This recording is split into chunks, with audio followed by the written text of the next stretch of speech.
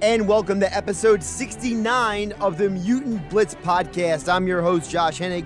On this edition of the podcast, we are going to review one of the shows that is currently on HBO Max as we still wait for the finality of all 6 episodes of Falcon and Winter Soldier on Disney+, and that is DCs Titans.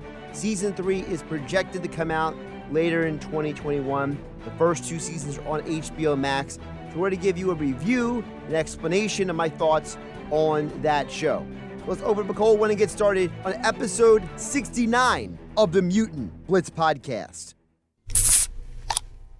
As I mentioned in the previous pod, I want to take some time to review some of the content that is on these platforms that do with comic book shows. So as we are waiting for Loki to come along, as we wait for Black Widow in July, as we wait for all these things to finally get on television, we want to talk about the other shows.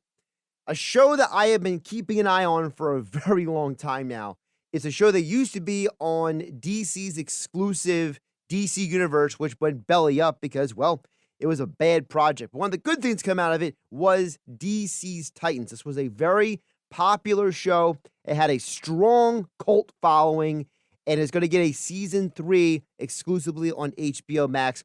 The show was part of the launch of HBO Max along with the other hot DC properties on the DC Hub part of HBO Max. For those of you who are still trying to figure out how to use the app, which I will admit, it has gotten a little bit better, but it's not great, but it's gotten better. They did make an upgrade recently that I think did help it. So to be able to give a little background, DC's Titans, the show, is actually based on the comic book Teen Titans, one of the oldest superhero teams in all of comic books. Teen Titans was the first overtly successful young team of superheroes. People try to say that the X-Men were the first young team, but in reality, when the X-Men were first launched, it was a bit ambiguous about exactly how old the X-Men were. So this was the first time that we had legitimate teenager superhero team. And over the years, the cast has gotten new people, new characters along the way. I do find it interesting that the show, though, purposely said, we are not doing a kids show. And I think that was the positive and negative of the show. If you've ever watched any type of show on Netflix or on Hulu, any of the original shows, you've probably come to notice over time that all of those shows tend to be very, very adult in terms of language, in terms of content, in terms of a variety of things. So this show should not be a surprise to you if that's the content that you are familiar with. That being said, I'm going to tell you right now, first of all, there are spoilers in this review. Second of all, I do not apologize for giving away spoilers for a show that has been around for about 3 years. I'm going to not just spoil the content of the show, I'm going to spoil what I like and dislike about the show. And to start with, I was caught off guard a little bit when I first watched the first episode because of how aggressive and in your face the violence was. The violence in the show is consistently at a level that belongs in the PG-13 R-rated category. And I'm not talking about like the typical comic book violence that you might have seen in a movie like Blade or a movie like Deadpool or Deadpool 2. We're talking about the kind of violence that you are more so familiar with in maybe like one of those really violent zombie movies, or the kind of violence that you might be familiar with from something like Law-Abiding Citizen, or one of those type of movies where they really push the edge on what is necessary and not when it comes to violence. The show portrays almost all of the characters, good and bad, committing acts of violence that are borderline unnecessary. Like, for example, the scene when Jason Todd breaks a police officer's back and Dick Grayson runs to him and says, "Why did you do that?"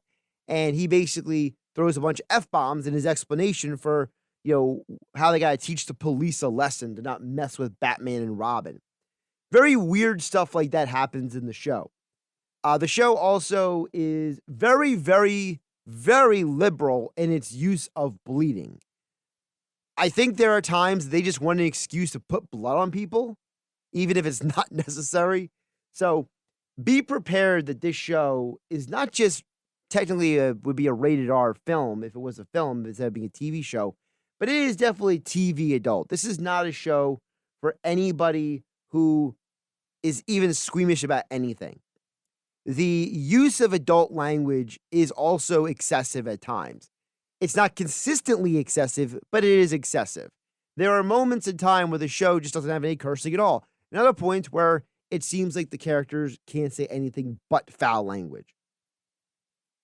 The F word is very popular on this show, especially by a couple of characters, specifically Hank Hall, played by Alan Ritchson, as well as Dick Grayson's character, played by Brenton Thwaites. Interesting thing about this show is that the cast is, to say the least, unique. And I say that in a good and bad way. First of all, I didn't realize it was her when I first saw her, but the actress playing Dawn Granger, who is Dove, is actually Minka Kelly. The character who plays Bruce Wayne, remember, there's no Batman in this show, it's just Bruce Wayne, is actually Ian Glenn. You might remember Ian Glenn from Downington Abbey. You might also remember him from a couple other British shows. He's had some appearances in things like Doctor Who, Perot, a couple other British properties as well, like The Diary of Anne Frank. So he's a well-known British actor, and he has an English accent on this show, which in and of itself is probably impressive.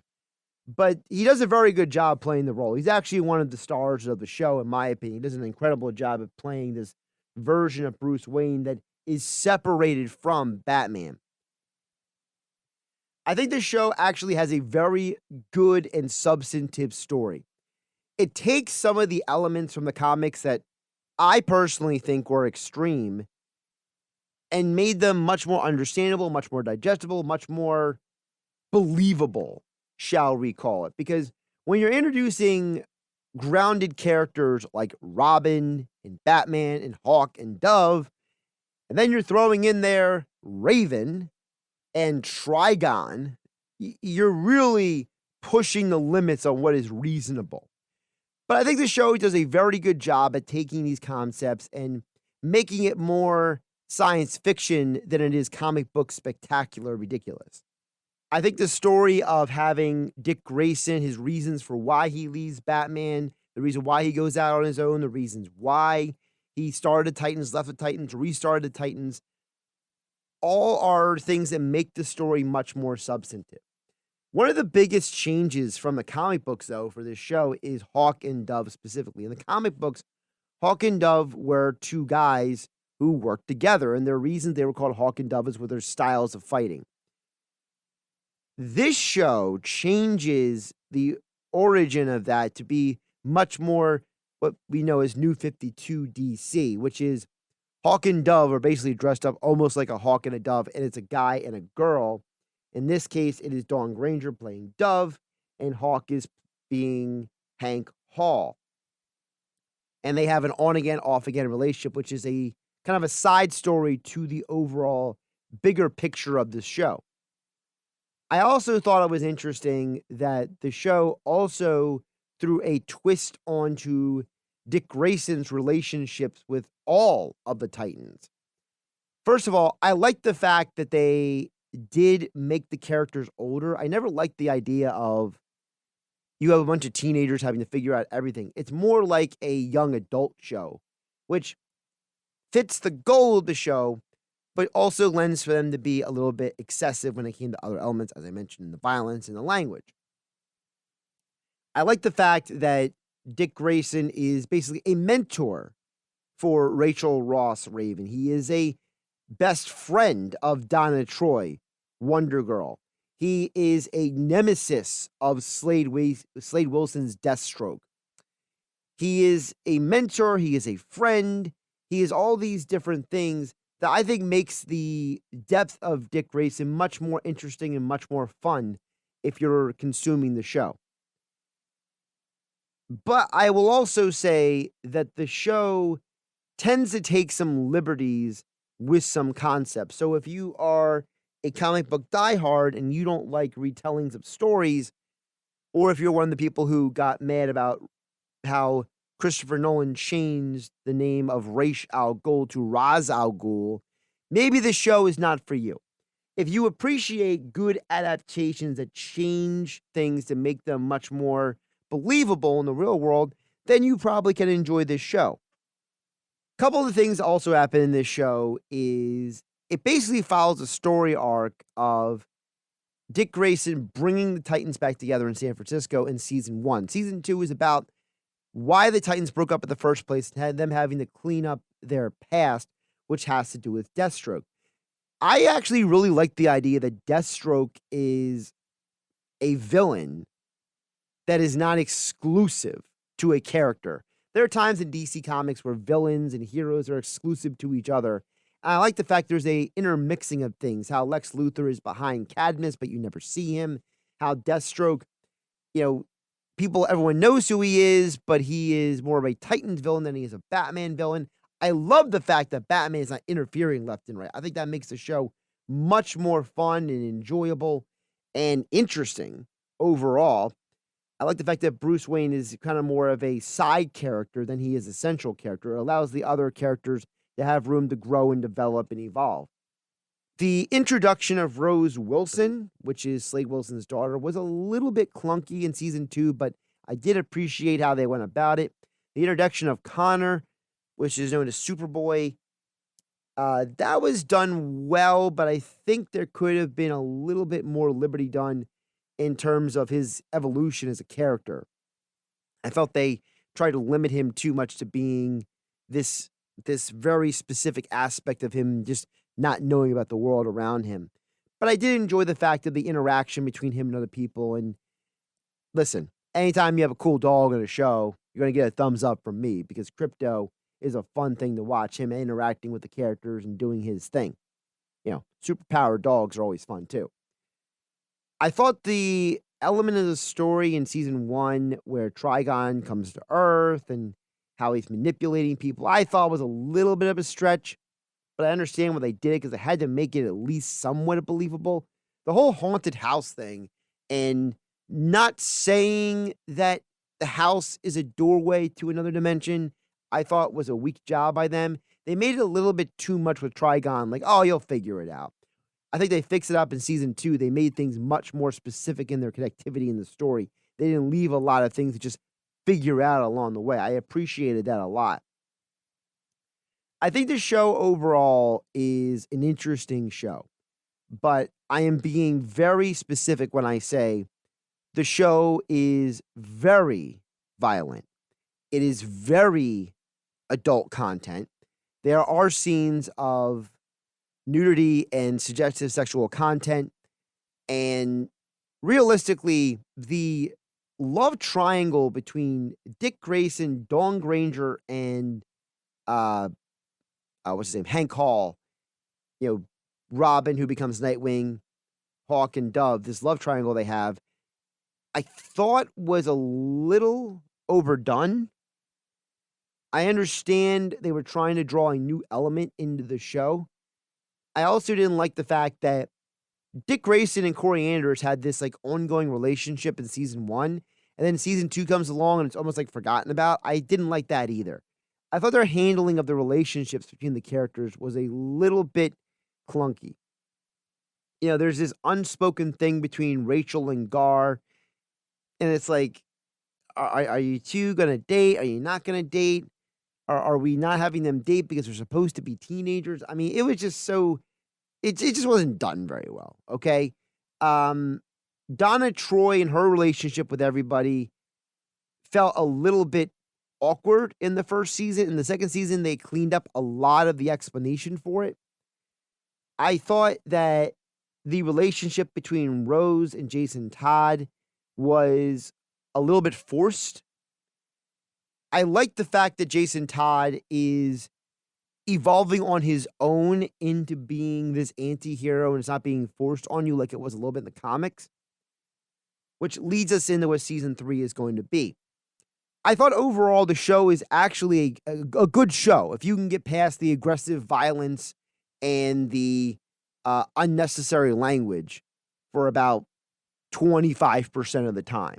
Listen, I understand the whole concept of mature audiences, mature language. Listen, I've seen my fair share of R-rated movies, okay? I'm not oblivious to that. But I do think the whole concept of needing to make it over the top the way they did was unnecessary at times. I think that in season 1, when they have the whole situation where Robin burns his Robin outfit and then they circle back to that in season 2 was a awesome tying up of loose ends. I love the fact that they gave you an explanation for why Dick Grayson became Nightwing, why he is the way he is, the explanation for his growth from being ex-Robin to being just Dick Grayson to being Nightwing. I think that was all excellent and well done. I also like the fact that, as I said earlier, Bruce Wayne is an asset to the show. He doesn't tower over the show. I think one of the problems that we've seen in the past is that whenever you have shows that are spin-offs of bigger storylines, they either overuse or underuse the other characters. Like, for example, when Supergirl was introduced, it felt very strange that, like, where's Superman? And then when they finally introduced Superman, it was like, okay, he was here and goodbye, get out of here. This is about Supergirl. And it felt really dumb because if they're on the same planet, why is Supergirl doing this stuff by herself on the CW? Or, for example, when they name drop certain things on the Arrow show, why didn't those superheroes interact more often? Like, I understood having crossovers is an extensive thing and it's very involved and you don't want to have too much crossover so it doesn't take away from each hero's story. But at some point, it's like, if this is the end of the world, why are you guys always doing it by yourself, right? Whereas in this show, they do a much better job at saying Bruce Wayne is there, but they choose not to call him, even though they should be calling him. Or Bruce Wayne is offering to help, but they're saying thanks, but no thanks. And when Robin, Dick Grayson, has to go to him, or when he has to be involved, when he has to arrive, he does. And I thought that that was something that, honestly, I really appreciate. I thought it was a great way of creating this balance of he's there, but he's not controlling the situation because he knows that if he does, it will be a problem. So I thought there were so many elements of the show that were fun. For anybody who's watched any of the DC shows, we have our third Slade Wilson, by the way. Esai Morales, I thought did a good job, not a great job, at Deathstroke. I think it was good for the necessity of the show and the purpose of the show. I thought they could have done a better job at explaining Slade Wilson's personal life before they just kind of like dropped it on your doorstep and said, here you go, here's the story. They didn't really develop that very well, but they at least it paid off in the end as they explained it as they got further along and they fleshed it out. The expectation for season 3 is going to be that you are going to finally have the showdown between Coriander Starfire and her evil sister. I think it's a cool idea. I don't think it's a great idea because apparently they're also going to introduce Scarecrow. And I've never been a fan of having too many villains at one time functioning on a show of any type. So basically, you still have Cadmus and Lex Luthor hanging around in the background. Now you have this villain from outer space coming to Earth, and supposedly Scarecrow is coming along, and you're relocating the Gotham City. I hope they have a good explanation for all of that, because the one thing this show has done is no matter how ridiculous or extreme or wild things got, they always had an explanation. And I really appreciated that as a viewer because, again, I'm a big believer in don't expect the audience to know everything. Explain it to them like it's the first time they're consuming this. I'm looking forward to the idea that Jason Todd can become the Red Hood in season 3. That's something that's been talked about and confirmed on the internet. I like the fact that they are keeping basically the entire cast.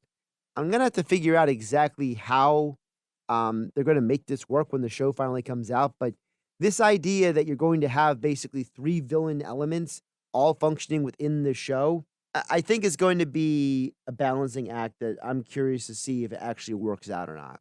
Overall, listen, if I have to give it a rating on a 5-star rating, 5 stars being the best in the world, 1 being the worst, I give the show a 3. I think that if you're someone who is not a zealot about comic continuity, if you're someone who's willing to watch and consume content that definitely tells a new story, a new take, a new angle on characters, you can enjoy this.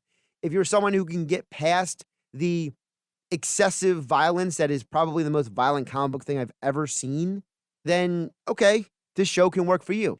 If you don't mind the excessive language, then you can deal with this show. If you have a problem with any of those things, this show is not for you. Avoid at all costs. But if you can get past the things I just told you, then you can enjoy the show, you can consume it, and you can have an appreciation for it. I'm not going to promise you, though, that it's the best show that you're going to see. What Marvel is doing with WandaVision and Falcon and Winter Soldier extremely outpaces Titans in terms of content, quality, substance, basically leaving you on a cliffhanger to make you come back and watch more. I think Titans is much more straightforward. I think that it's the way it's paced. I think that it is digestible, but it doesn't give you too much at one time. I would say that of the hierarchy of superhero shows, to me, what I saw from Arrow and The Flash are probably some of the best we've had in the last 10, 15 years. I think Smallville was too drawn out. That's why I can't say Smallville is the best. I thought that the storylines at times were a little bit too much and a little bit not believable, and it was really forced at times. But I thought Arrow and The Flash are some of the best we've seen. I think WandaVision was good, but it's a unique element unto itself, so I can't put it in the same category as some of these other shows, and it's not as impactful because it was only one season.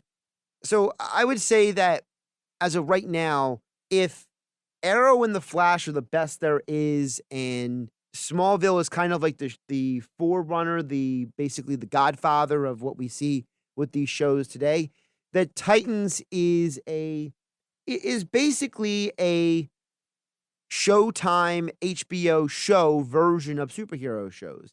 It belongs in HBO Max. It has the substance, the storyline, the violence, the adult content that you would expect from those shows.